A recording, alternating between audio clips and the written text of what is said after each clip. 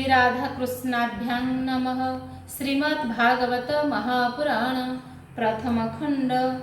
नारायणं नमस्कृत्यं नरं चैव नरोत्तमं देवी सरस्वतीं व्यासं ततो जयो मुदीरयेत्। मूकं करोति वाचालं पङ्गुलङ्घयते गिरि यत्कृपातमं वन्दे परमानन्दमाधवम्।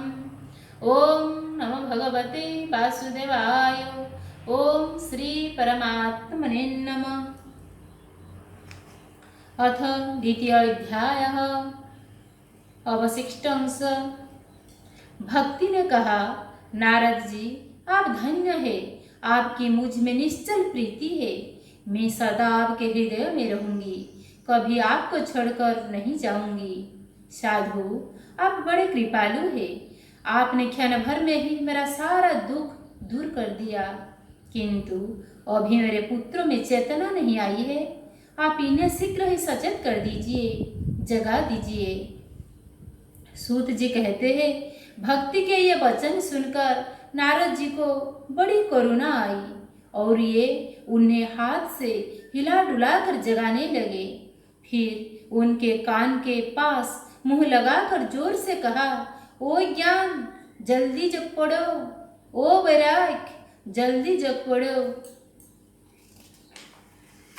फिर उन्होंने वेदध्वनि वेदांत घोष और बार बार गीता पाठ करके उन्हें जगाया। इससे वे जैसे तैसे बहुत जर लगाकर उठे, किंतु आलस्य के कारण वे दोनों जम्भाई लेते रहे, नेत्र उघाड़ कर देख भी नहीं सके। उनके बाल बगुलों की तरह सफेद हो गए थे, उनके अंग प्राय सूखे काठ के समान निस्तेज और कठोर हो गए थे। इस प्रकार भूख प्यास के मारे अत्यंत दुर्बल होने के कारण उन्हें फिर सोते देख नारद जी को बड़ी चिंता हुई और वे सोचने लगे, अब मुझे क्या करना चाहिए। इनकी यह नींद और इससे भी बढ़कर इनकी वृद्धावस्था कैसे दूर हो। सौनक जी इस प्रकार चिंता करते करते वे भगवान का स्मरण करने लगे। उसी समय यह आकाशवाणी हुई कि मुने खेद मत करो, तुम्हारा यह उद्योग निस्संदेह सफल होगा। देवर्षि इसके लिए तुम एक सत्कर्म करो, वह कर्म तुम्हें संत शिरोमणि महानुभव बताएंगे। उस सत्कर्म का अनुष्ठान करते ही क्षण भर में इनकी नींद और वृद्धावस्था चली जाएंगी तथा सर्वत्र भक्ति का प्रसार होगा। यह आकाशवाणी वहां सभी को साफ साफ सुनाई दी। इससे नारद जी को बड़ा विस्मय हुआ और वे कहने लगे, मुझे तो इसकी कुछ आशय समझ में नहीं आया। नारद जी बोले, इस आकाशवाणी ने भी गुप्त रूप में ही बात कही है, यह नहीं बताया है कि वो कौन सा साधन किया जाए जिससे इनका कार्य सिद्ध हो। वे संत न जाने कहाँ मिलेंगे और किस प्रकार उस साधन को बताएंगे। अब आकाशवाणी ने जो कुछ कहा है उसके अनुसार मुझे क्या करना चाहिए। सूत जी कहते हैं, सौनक जी जब ज्ञान वैराग दोनों को वहीं छोड़कर नारद मुनि वहां से चल पड़े और प्रत्येक तीर्थों में जा जाकर मार्ग में मिलने वाले मुनीश्वरों में वह साधन पूछने लगे।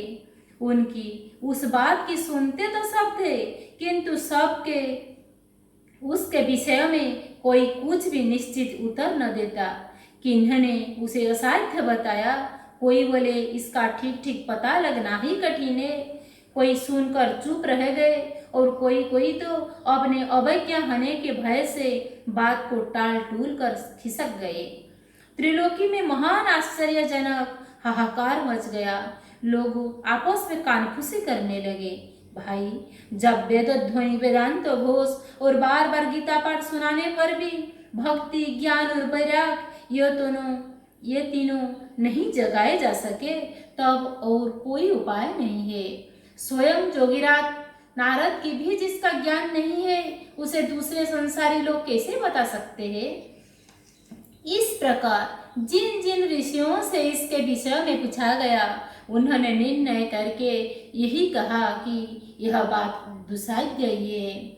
तब नारद जी बहुत चिंतातुर हुए और बद्री वन में आए। ज्ञान वैराग्यों को जगाने के लिए वहाँ उन्होंने यह निश्चय किया है कि मैं तप करूँगा।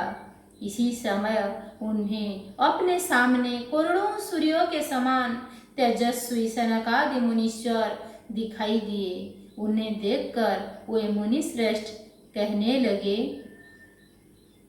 नारद जी ने कहा, महात्माओं, इस समय बड़े भाग्य से मेरा आप लोगों के साथ समागम हुआ है। आप मुझ पर कृपा करके शीघ्र ही वो साधन बताइए। आप सभी लोग बड़े जोगी, बुद्धिमान और विद्वान हैं।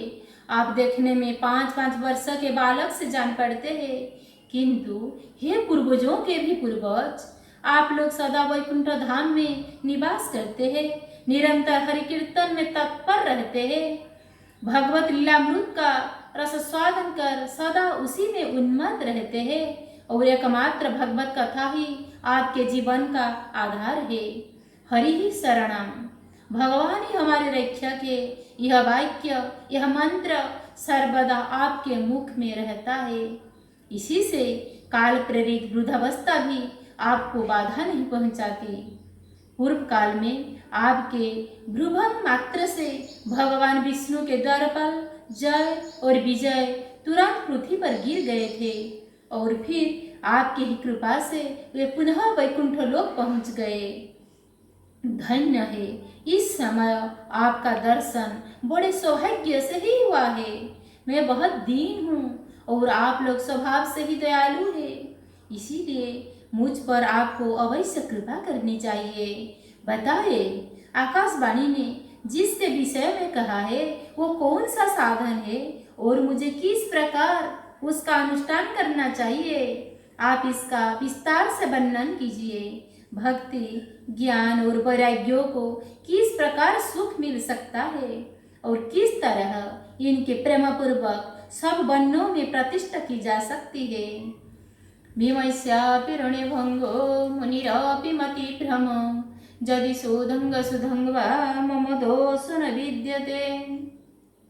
कायेन वाचा मनसेन्द्रियर्वा बुद्ध्यात्मना वा निःसृत स्वभावात् करोति यज्जत् सकलं परस्मै नारायणेति समर्पयेत्। ॐ नमो भगवते वासुदेवाय।